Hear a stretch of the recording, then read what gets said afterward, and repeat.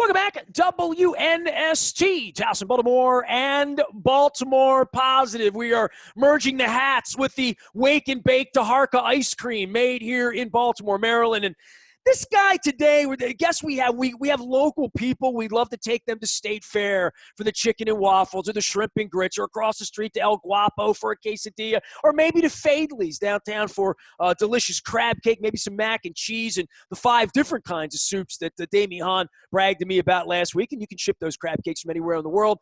But given the COVID circumstances we have here, Don Moeller, even the guys that are on worldwide TV, that live in the community, that teach right up the road at Morgan State, it's like the old school reach out and touch someone on the Zoom line, correct? Absolutely. And before we jump to our guest, I also want to thank our friends at Moeller and Gary Realtors, Jeff Moeller, and our good friends at KO Public Affairs, who work hand in hand here at Baltimore Positive. Well, I was kidding our next guest, Dr.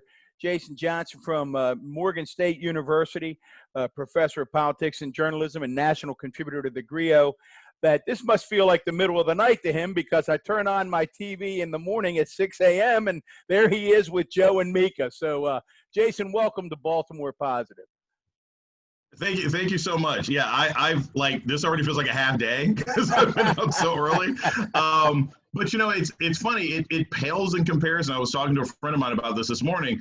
It pales in comparison to what an actual week at a convention is like. Like, you don't get any sleep at conventions.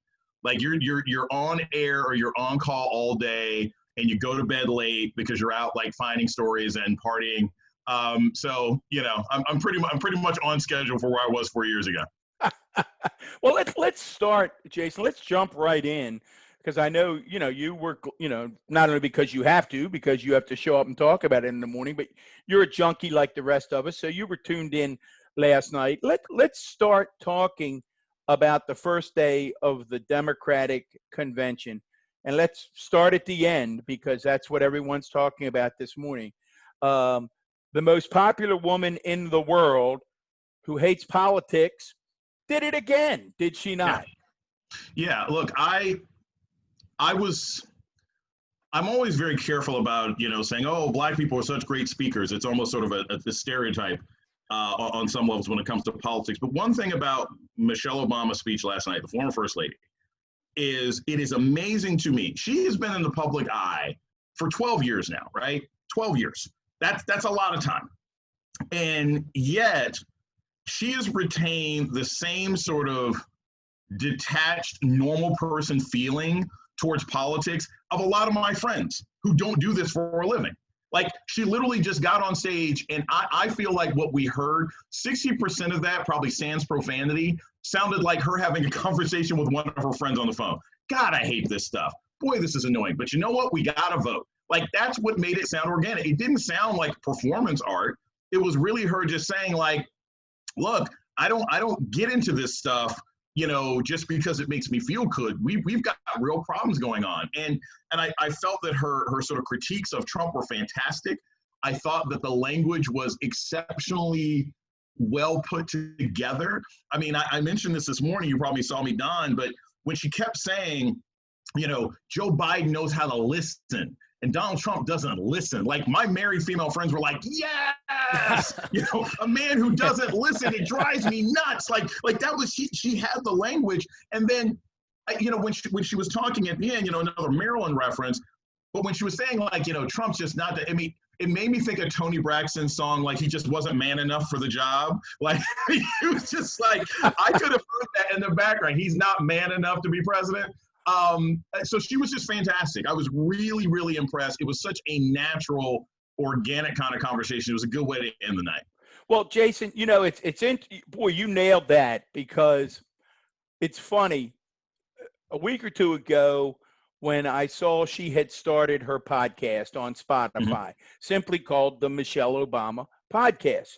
So right away, I key it up and I go out for my daily walk. And I'd listened to her. I'm rambling a little bit, and I apologize for that, but it goes to what you were saying.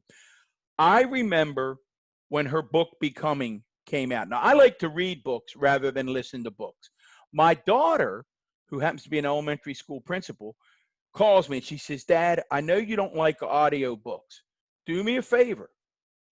get Michelle Obama's book, Becoming, on audio. And as soon as I started, I couldn't stop telling friends, don't read it, get it on audio. I mean, there's something, you know, my blog is called Front Porch. There's something, as you said, so front porch about Michelle Obama. And when she started last night, I turned to my wife and I said, my God, this is simply another episode of her podcast. And Jason, you're the communications expert here. It seems to me that she has that trait, and Nestor's heard me talk about this ad nauseum, that you cannot teach people, particularly elected officials. You either have it or you don't. And that's that piece you alluded to of genuineness. And talk about that as a communications professor. So, you know, people can have arguments all the time about what is authenticity and what is believable one way or another. And it's challenging, right? Because sometimes who you actually are, people don't believe, right? Like, you know, Senator Harris is who Senator Harris is. There's a lot of people who are just like, they just don't find it believable. I'm a Seattle Seahawks fan. Most people just look at Russell Wilson like, that's not a real guy, right? Like, even though that's actually him, that's how he talks. So it's not just a matter of being yourself, is being able to retain a kind of language and colloquialisms that regular people can understand and that people find believable coming out of your mouth, right? Michelle Obama is a 50-something-year-old Black woman who is educated, who's been married for 20-something years, who has kids. So if she makes a reference to men or listening or not liking this, that sounds like a lot of 52-year-old women living in the suburbs who are like, look, I don't really do politics like that. I got a family to take care of. I got a husband. I got my job. I'm a partner at the firm. But for the 27 minutes that I'm paying attention to this woman sounds like other people that I know. So that's where authenticity comes into play when it comes to communication. You have to be a believable source, and you have to use the language that people would believe coming from a source like you. Well, the other part of her is she's been going to bed every night for 30 years with one of the greatest communicators, you know, of our time, right? Like literally, she has been connected to this communicator long when he was Barry and smoking weed back in college, right? I mean, like 30 years ago. So that changes, I would think, the way she communicates. For me, there's a part of her that sort of emulates it. You know, like when I hear her, I hear him and I see them. And I think a lot of their marriage and their life was sort of worn. You know, they came to the Towson Center, for crying out loud, when he was president. I sat 10 rows behind him with their kids, you know, and he was doing that with basketball with her brother who was coaching ball. But there is something about communication. You're a communications professor. I've been in the communication business since I was 15. Don, you were communications famously. Anybody who's a teacher needs to communicate. She just has that part of it right? But I think another key thing, and there's an anecdote, I think it's Richard Wolff's book, Renegade, from years ago. There's this great anecdote about the early primaries. And I think it's David, if I remember this correctly, it was David Plouffe, Obama, and Michelle Obama are in a car together. And Obama had just lost a primary or something else like that to Hillary. And there's the story sort of goes that they had this kind of argument in the car. And she was like, if you guys aren't serious about actually winning this thing, I'll just go home. I'd actually rather be home with our kids doing my job at the hospital and being a mom than flying around the country and doing this stuff. I'm not doing this so that we can make a symbolic run and then lose. And that story has always resonated with me from that book, because it shows that even in the midst of something that most normal people would be completely caught up in the midst of a presidential campaign where your husband can be president, Michelle Obama's attitude was still like, are we going to do this? Because if we're not, I can go home.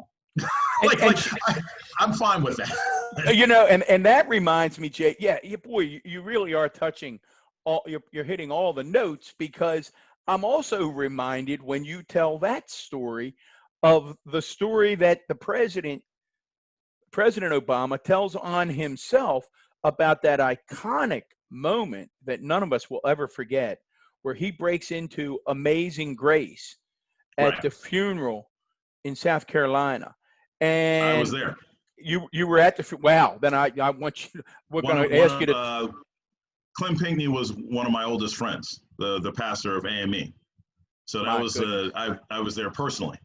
Well, I want you to talk about that in a moment. Then that's we never go in a straight line here, but we can't let that pass. So, but there's this moment, and it goes back to what you're saying about the First Lady, where it's Valerie Jarrett and Michelle Obama, and the president says, I think I might lead the church in Amazing Grace.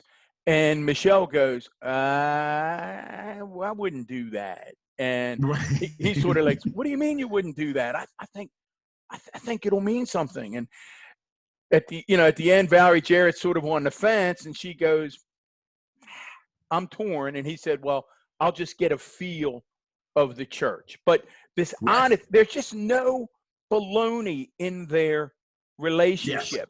Yes. I guess that's a very unacademic term, right? There's no baloney. But head of communications, Don Moeller. Head of communications for Palmer County at one time. No baloney. County executive says no baloney. But jump back, Jason, because that's a moment when you say you were in that church and one of your oldest friends was there. Because I think it takes us all the way up to today. Talk about your feelings as just a human being, an African-American male, losing a friend in that church that day. So I'll never forget that night. It was like Wednesday or Thursday. And I was watching The Equalizer, Denzel movie on Cinemax. And like the movie finishes up, I turned to CNN at the time, and they talked about the shooting at AME. I was like, yo, that's Clem's church. I was like, I guess I'll like call him and Jennifer in the morning, see what happened. And so, then the next morning I find out he was dead. And so I had met Clem years earlier, right after I graduated from college. I was his campaign manager. So that's how we met. And there's a story, you guys can find it. It's the Clem Pinkney I knew, and I wrote it for MSNBC. I wrote it for NBC at the time, just about sort of our experiences together and a lot of old pictures and stuff of us hanging out. And it was surreal. I tell people it's the difference between hearing about 9/11 and like knowing somebody who was in one of the towers, because that experience was, somebody I knew, we were friends, we were cool, we would, talk, blah, blah. And so when I was at the funeral, it was a weird role to be in because I was there as a legitimate personal mourner, but I was also there as press to cover it. And so when Obama spoke, I cried. And it wasn't just because the president was speaking. I tend to be too cynical to be moved by politicians usually just speaking. But it was because I think even the president, there's a different kind of pain that you experience as a president when you see your citizens die in tragic ways, right? It's that line from the Joker in Dark Knight, like, nobody has a problem if a busload full of soldiers dies because that's what's expected, right? But one little senator, one little mayor, and everybody loses their minds, and that's what it was like. Like you could see on Obama, just like with Trayvon Martin, it's like, man, this isn't what I signed up for. Like this is the stuff that's really sad. So I really picked up that empathy. It was a really hard day. And when we talk about sort of communications and national conversations, I will tell you there was a collective effort on the part of many African Americans, because a lot of us know each other who are blessed to do this kind of work in media. There was almost a collective effort behind the scenes to make sure that every time we went on the air talking about this, that we kept the narrative on the fact that this was an act of terrorism by a racist. Because you had Lindsey Graham and several other Republicans at the time trying to shift the narrative and say, oh, this was an attack on Christians, this was an attack on government. Dylann Roof didn't care that they were Christian. Dylann Roof hated black people. Dylann Roof wanted to kill some black people. Right. And that's what we wanted to make sure. So yeah, it was such an odd sort of juxtaposition. Every time I went back to South Carolina, I was there last year. I run into Gilda Cobb Hunter, some of the activists there, and we still talk about it. But it's hard. It's hard. It's weird, but I'm almost like a Forrest Gump on so many of the Black Lives Matter events that have happened. I lived in Cleveland. I know the park where Shamir Rice was killed. I walked through the same 7-Eleven through the neighborhood where Trayvon Martin was killed. Look, I'm a kid who grew up in the suburbs in Virginia. I cut through people's backyards all the time. The idea that looking back on it, the idea that I could have gotten shot for cutting across somebody's yard has always sort of been a sobering experience for me. So yeah, that was a pretty heavy moment. It's pretty difficult. We are with, if you're just joining us, we are with Dr. Jason Johnson, Morgan State University Communications Professor, National Political Contributor to the Griot, frequent guest on Morning Joe and other MSNBC programs throughout the day.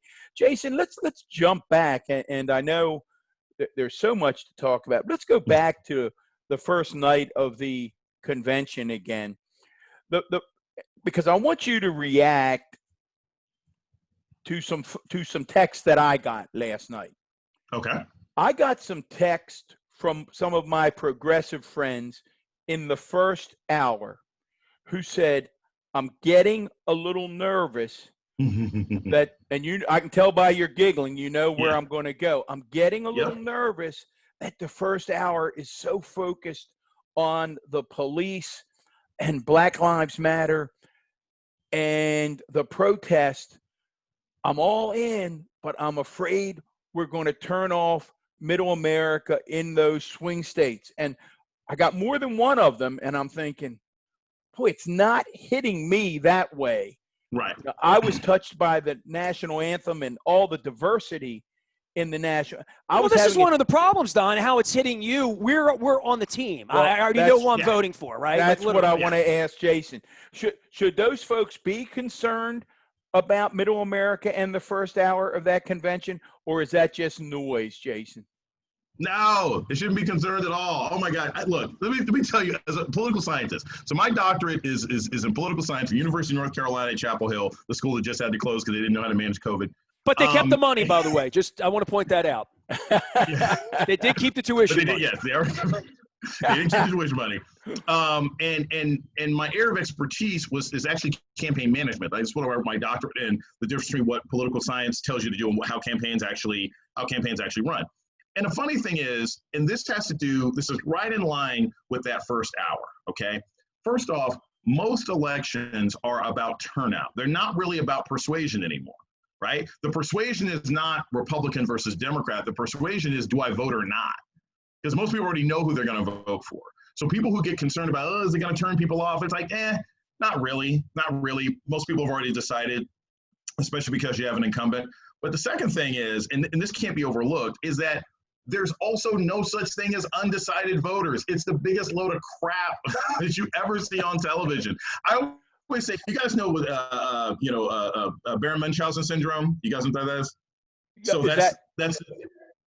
that's the psychological disease where, like, a parent will make their child sick in order to get attention, right? So they'll make their child sick or something else. It's this weird psychological thing. It's like, they pretend they have a problem so that people will love them, people pay attention to them. Undecided voters are like political Baron Munchausen syndrome. Oh my gosh, I don't know who to decide between Donald Trump and blah, blah, blah. And they just say that stuff so that Chris Cuomo will fly them up to CNN so they can be in a town hall and stay in a nice Omni hotel. Okay, they know who they're going to vote for. You can tell by listening to them. So nobody watching the Democratic convention last night had their mind changed. Nobody who wasn't watching the Democratic convention last night had their mind changed. If the idea of people protesting against cops who you pay for with your tax money, murdering somebody in broad daylight, if that's something that you are on the fence about, you weren't voting for Joe Biden anyway, right? So what people have to understand is that these Democratic conventions, just like the Republican convention next week, they're just pep rallies.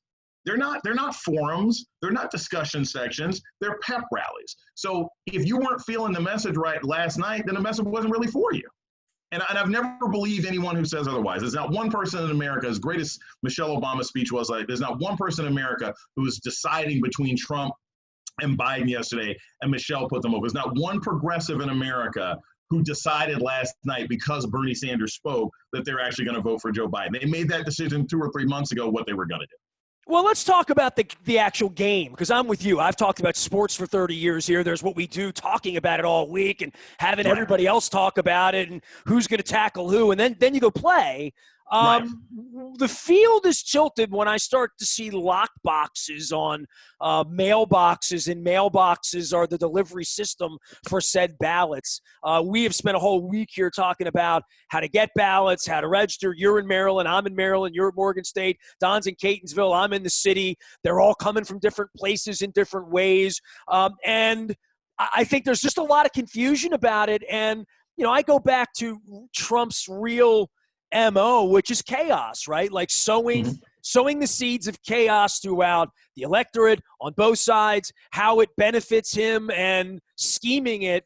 And the fact that really Congress is a little bit powerless in a lot of ways while, Mitch is out on the farm with his people. So the idea that we're rah-rah-rahing and shish-boom-buying, really this is about, can I get a ballot? And if I fill it out legitimately, Trump or Biden or Kanye, for crying out loud, will it count?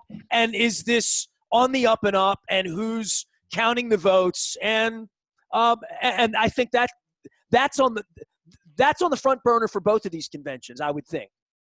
Yeah, well, on the front burner in a different way, right? So the Democrats talked a little bit last night about voter protection. Trump next week is going to have people who babble about, fake ballots and everything else like that. I have a piece coming out in the Griot today where I did an interview with D. Michael Bennett, who was actually supposed to be on the board of governors. He was appointed by Obama to be on the board of governors, but ended up being blocked by somebody who was revealed later on in the story from getting on. And he talked a lot about what we're going to have to do with the mail. His argument is that our best bet is going to have to be local officials. It's local officials who can expand absentee voting. It's local officials who can decide, like they do in DC and Colorado and Nevada, to send everybody an absentee ballot.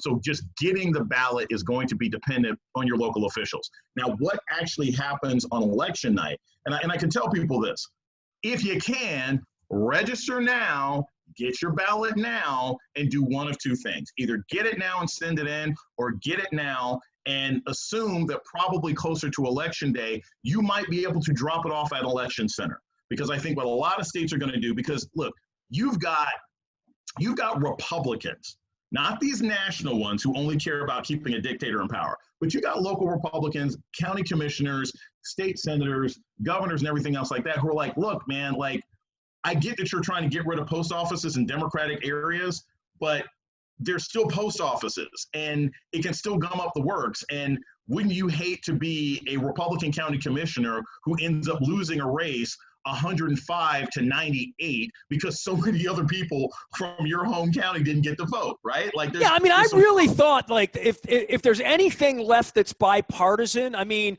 we can't even get bipartisan on, like, climate or water or, why trees are catching on fire, just different things. Right. I thought, like, the right to vote and the fact that whether I'm red or blue, I would want to be able to vote and know that my vote would count.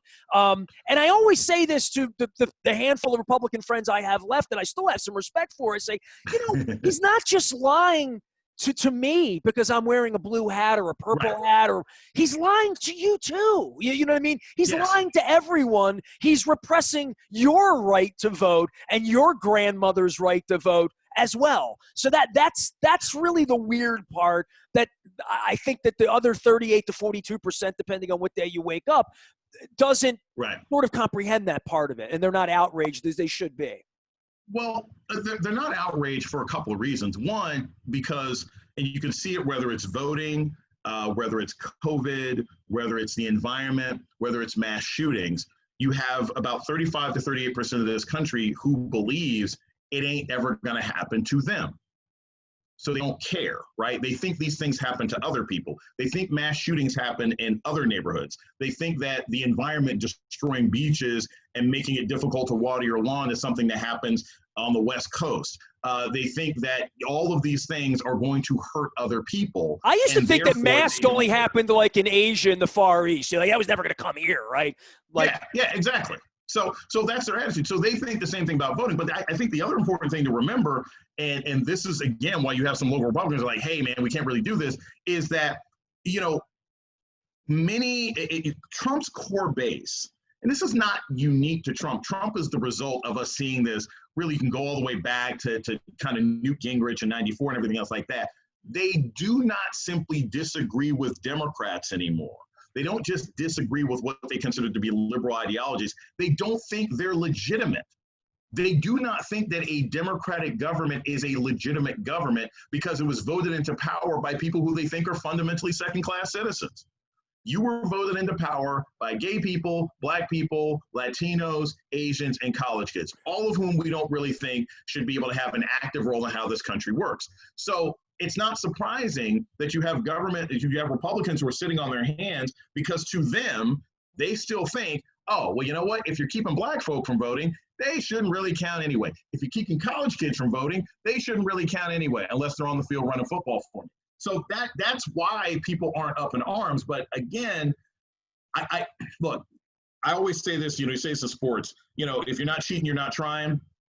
The only reason Trump is doing this stuff is because he knows he can't win.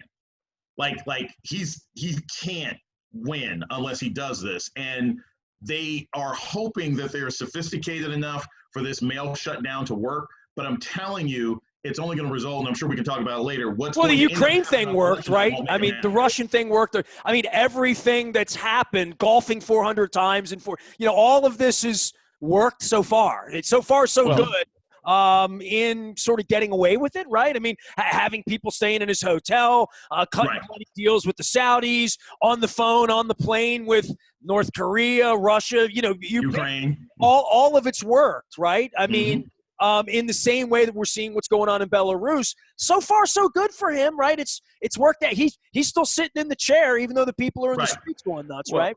Jason, back, yeah. I mean, and that's the authoritarian piece right there, too, right? Authoritarians put it right out in the open. I mean, they don't try to hide it. They don't try to hide their light under a bushel, so to speak, to be biblical. They bring it right out in front. Here's what I'm doing.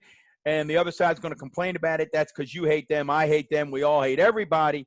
I mean, that's the game. I mean, Jason, when you look back, you mentioned a few minutes ago about turnout. And I've been looking at some of the results, and they're mind-blowing. Let's just take Michigan in 2016, a state that people talk about famously, that Donald Trump won by 11,000 votes because people in Milwaukee did not vote, ostensibly. That's what people point to, Milwaukee.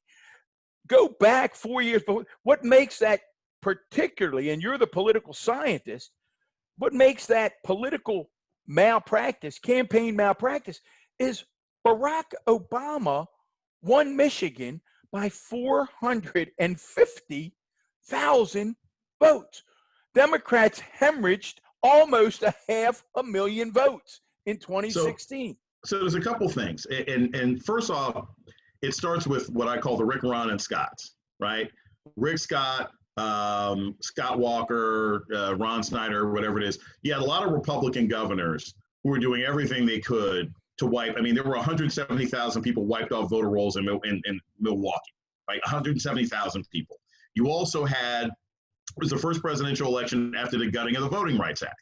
So you didn't just have an enthusiasm gap, you had shenanigans, the level at which if they were happening in a foreign country, we would be sending UN inspectors. That was the kind of thing that people were facing in Michigan and facing in North Carolina and were facing in Georgia in 2018. So that played a big role. The other part that happened in 2016, and I'm not a Russia skeptic, but I always tell people, if you tell me to name the top 5 reasons why Hillary Clinton lost, Russia might be 4th. Right.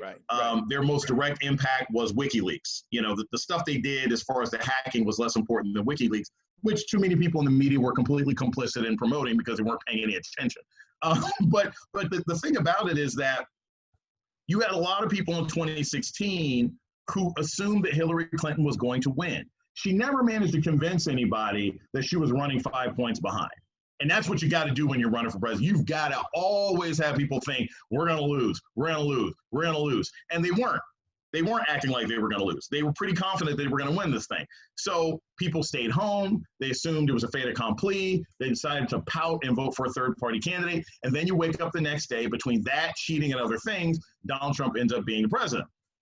I don't think that's going to happen this time. I think you've got so many unhappy white folks, and I say this all the time. This is going to be the election where white folks are livid.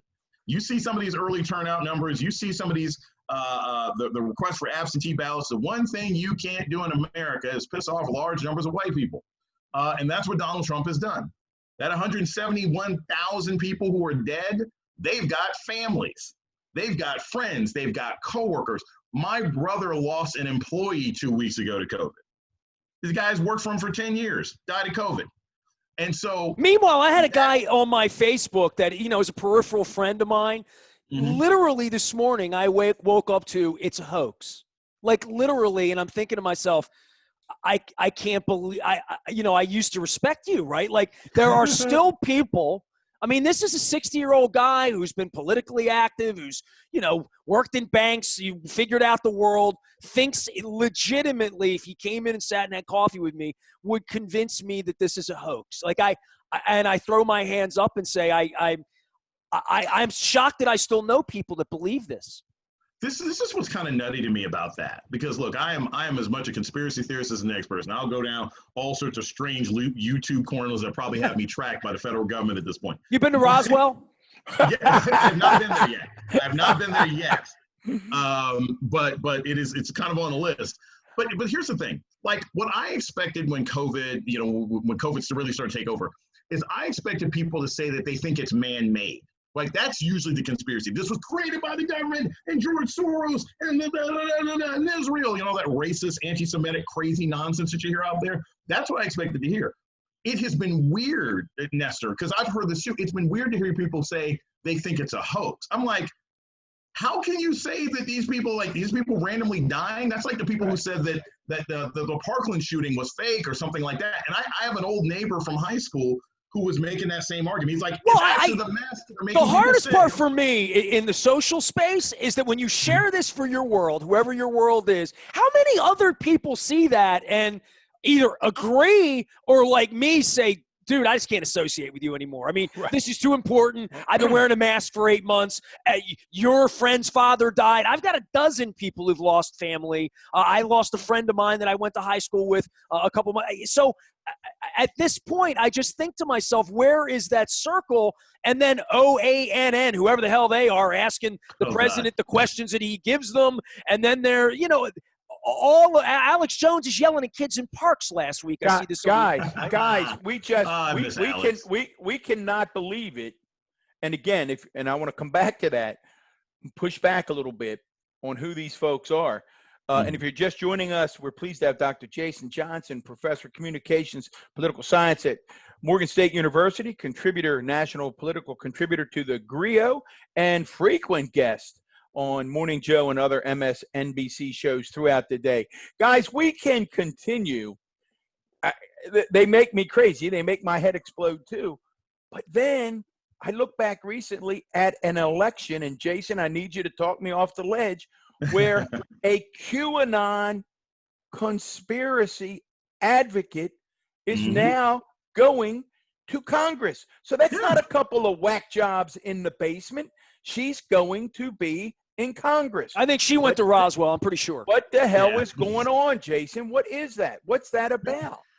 Because you have a lot of people in this country who believe things that don't make any sense, but it's convenient for them. And look, that's always been the case, right? You can go back to birthers. You can go back to people who thought that AIDS was created at Fort Detrick, Maryland. You can go back to people who believe, there's all sorts of crazy shenanigans that people will believe. And look, my attitude has always been, you can elect whoever you want. Like Steve King is a racist. Okay, whatever. If that's what his district wants, that's what the House of Representatives is for. You can pick whatever kind of crazy, nutty person that you want. See how effective they're going to be when they get into Congress with their tinfoil hats, right? What concerns me is that when you have people who do know better, who pander to that nonsense in order to, achieve political power. They don't even believe half of this crap. They don't believe that there's a crazed pedophile ring going on at a pizza joint in Washington, D.C., but they will pander to those kinds of people because they think, aha, that's how I'm going to get into power. And here's the other part about it. And I've always thought that this was always gets me about that kind of conspiracy belief. It's never the conspiracies that actually make sense. It never is. And I remember having this discussion with like birthers, right?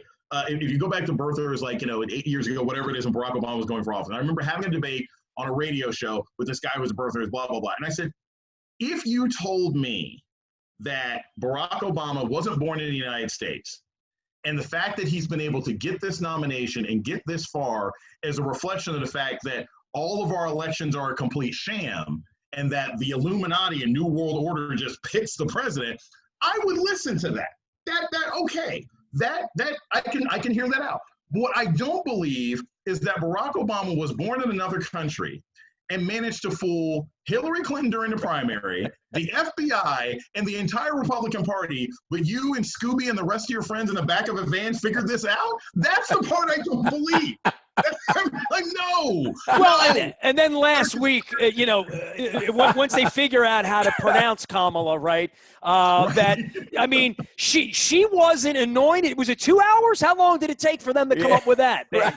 Oh my gosh, it was so lazy. It was so lazy. Look, the things about Harris, this is the thing.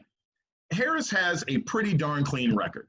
The only thing that you can complain about with her is, okay, she had an affair with Willie Brown like 30 years ago. Okay, Willie Brown is almost 70 years old, and I think he has a 5-year-old, right? So like he and his wife have been separated since 1978. They've never officially divorced. Like, that's just how Willie Brown is. He's he's the mayor of San Francisco and former most powerful person in California politics for decades. Yeah. I mean, he's basically the Clyburn of California, right? Right. So, like, that's the only thing you've got. Now, if you have problems with her criminal justice record, then you can go through that discussion. I think there's some real things there. But what's been fascinating is, and this is something I wrote about in my first book based on my dissertation, where I talk about what's the most effective strategy when you're attacking people. And one of the problems that Republicans are having, and one of the reasons that they always had problems, and Trump was afraid of Harris and he was afraid of Biden, is because it's very difficult to brand people who already have a stable brand, right? You can't turn Joe Biden into someone else. He's been Uncle Joe for 8 zillion years. He was Barack Obama's sidekick. He was the Paul Newman to Barack Obama's Tom Cruise. That's all you got. You can't turn him into a swamp creature. You can't turn him into the Burisma Biden, right? Those things don't work. And you got the same thing going on with Senator Harris. You may think she's kind of like the second Aunt Viv. I mean, she's not, as down as maybe Michelle Obama comes across, but you can't say she's not competent, and you can't call her a radical, and no one in their right mind believes that this woman wasn't born in the United States. Right. So they're just going to throw things at her in the hopes that they can knock her off her game, and that's not going to work because she's on her game. Well, Jason, before we let you run, you've been very gracious. You probably have 10 more interviews to do today. I'm going to sleep. One of the things that always... we're teaching the children in Morgan. I thought that's what we're doing here.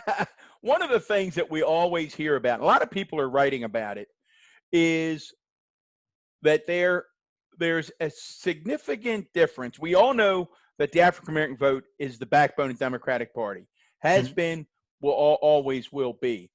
But folks will say, but there's not a monolithic African-American vote, and there's a difference between older African-American voters and younger African-American voters. And last week on the air, when Senator Harris was announced, you actually pulled out your cell phone.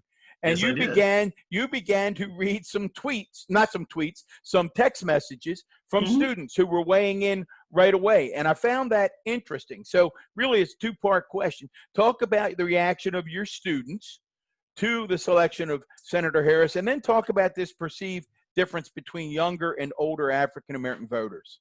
So a lot of my students are pretty ambivalent about Harris. And I always think this is important because I don't think people recognize. First and foremost, I had one of my friends is sort of prominent activist in the city, and she's like, well, I'm excited about Harris, and these kids don't vote. And I was like, okay, the kids who text back their political science professor are the ones who vote, right? So I'm talking to my students who actually vote, right? I was like, a lot of them aren't enthusiastic about Harris. They weren't enthusiastic with her about her during the primary because they don't have the sense of identification with her that maybe a 35, 45, 55, 60-something-year-old Black woman may have, right? But they're like, hey, we got to get rid of Trump. But they're universally not enthusiastic about her. I know a lot of people like that. And I've said on more than one occasion that in my personal life, my friends who don't do politics and don't do media, I don't know anybody who was a Harris supporter in the primary. None. Most of them, they weren't really fans of hers. But that's fundamentally different than whether or not you're going to go out and vote. And I think the thing that people have to understand about African American voters is you got your four groups now, right? You got your older folks, you got Gen X like me, you got your millennials, and then you have your Gen Zs. Your Gen Zs are very much excited about this kind of election because of George Floyd and everything else. Like, they're like, we got to get rid of this person. Now, they may be too frustrated to vote, right? They may not be able to figure out the process, but they care, right? They're seeing this. Millennials and Gen X like myself, that's really the squishy area, because we're the generation that's like, we don't know if it matters, right? That's the generation that's like, okay, we elected Black officials, we elected Black people, this, that, and the other position, and yet the men who killed Freddie Gray still got off, right? We worked so hard and we got Barack Obama in office, and then 53% of white women just threw Trump in, and now he's ruining everything. So it's Generation X and millennials who need to be convinced and motivated that their vote is actually going to matter, because they've only seen substantive changes to the negative. Older voters, look, they're going to vote regardless. And while a lot of them may not be happy with Harris for lots of reasons, some may not like her personally, they may not like who she's married to, they may think she's too California, they may not like AKAs, who knows? At the end of the day, they're going to vote. And I've always thought that people are, anybody who's decided that they're not going to vote for Joe Biden because they don't like Senator Harris, well, you weren't going to vote anyway, right? And that's just like the person going back to the very beginning. That's like the person who's like, I was going to vote for Joe Biden, but then I saw George Floyd's relatives, and that was just too much for me. You weren't going to vote anyway. I don't believe you. You're just trying to get on a radio show. So these politicians need to concentrate, and campaigns need to concentrate on the people who are actually going to turn out to vote. Because if you can't find motivation with 171,000 people dying, you're not going to get motivated by an additional text from the Biden campaign. Jason, you've been a great guest. We really appreciate the time. Fantastic. We hope you visit back and circle back from Morgan State. Yeah. We'll all get together, get a crab cake and a beer when this is over with, hopefully, huh? Most definitely. I am always open to crab cake suggestions. I am still learning Baltimore. I go to, what is it? Was it Coco's? Okay. Oh, yeah. So you come with me. We'll stay 6.5 feet apart, and I've been here my whole life. We'll Miss Baltimore positive. I'm positive we're going to show you around. All right. Awesome. We'll take you down to Fadley's, and we'll introduce you to the Fadley's crab cake, and you will think you're in a little bit of heaven. Listen, I'll need him to run my campaign when the time comes, Don. we'll keep looking for you on MSNBC and reading you on the Griot. Thanks so much, and tell everybody at Morgan we said hello. Thanks, guys. Really appreciate it. We appreciate you. The good Dr. Jason Johnson joining us here, professor of School of Global Journalism and Communication at Morgan State and MSNBC. On behalf of all of our sponsors, including Moeller & Gary Realty, you can find them on the internet, buying, closing, selling, doing the deals out there, MoellerandGary.com. Our friends at Taharka Brothers Ice Cream, shipping that wake and bake, shipping the honey graham, even the key lime pie that's sitting in the freezer for my wife. They're doing that as well. And Fadley's crab cakes all over the world. You know where they are. You know how to get them. One click away. They deliver them to you. I had a few delivered to me the other day. I showed up on the internet. I am Nestor. He is former Baltimore County Executive Don Moeller. Together, we are WNST.net, AM 1570, calm, local, and Baltimore positive.